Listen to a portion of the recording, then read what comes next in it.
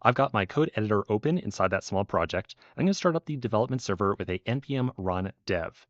And when I run that, I'm going to be able to navigate to localhost 3000 inside my browser and see the application running. So here it is right here. We are going to use Claude Code to do a little bit of work on this project. But first, there's something really critical I want you to understand around using Claude Code. Specifically, I want you to walk away from this course with a strong understanding of context management.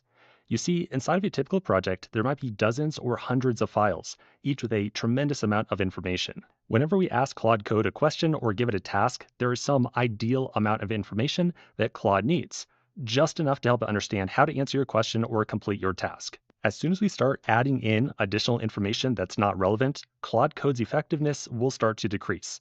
So it is really important for us to help guide Claude towards relevant files or documentation inside of our project. Claude Code can certainly work without any handholding, but you'll get the best results if you provide just a little bit of guidance. So for the remainder of this video, I'm going to give you a bunch of different tips on how to give Claude the best context possible. To get started, inside my editor, I've opened up my terminal, and I'm going to start Claude Code up by running the Claude command. Whenever you run Claude Code in a project for the first time, I highly recommend running the /init command. This gets Claude to take a deep look at your entire codebase. It'll figure out the purpose of the project, the general architecture, relevant commands, critical files, and so on. After this search, it'll summarize its findings and place them into a file called claude.md.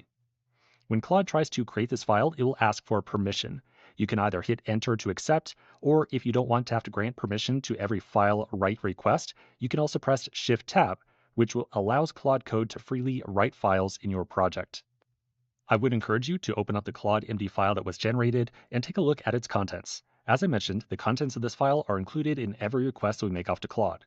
This file really has two different purposes. First, it helps Claude better understand your codebase so it can find relevant code more quickly. And second, it serves as a location where you can give Claude some general guidance. Just so you know, there are multiple claude.md files that Claude Code will make use of. There's a project level, a local level, and a machine level. The project level is what we just generated by running the /init command. We are generally going to commit this file to source control, like Git. We're going to share this file with other engineers, and it's going to have some project-specific directions that we want to hand off to Claude. Optionally, we can also create a Claude local MD file. This file is not going to be committed, and you're generally not going to share with any other engineers. Inside this file, you might put in some personal instructions that you want Claude to follow just for you. Finally, you can have a global claude.md file on your machine. This file will contain instructions that will be applied to all projects that you run locally. Now, I keep on mentioning giving Claude special or custom instructions, so let me show you an example of that. Let's imagine that Claude is using comments way too often in the code that it writes. We can address this by updating our claude.md file. We can either manually modify the file, or a little bit of a shortcut is inside of Claude Code, we could put in a £. This puts us in memory mode. This allows us to edit one of our claude.md files intelligently. So we can put in a request like don't write comments so often. I'll then specify that I want to add this instruction to the project claude.md file, and Claude is then going to merge this instruction into that file intelligently. If I then open the file up and do a search, I'll see that in fact, yes, it did add in that new instruction.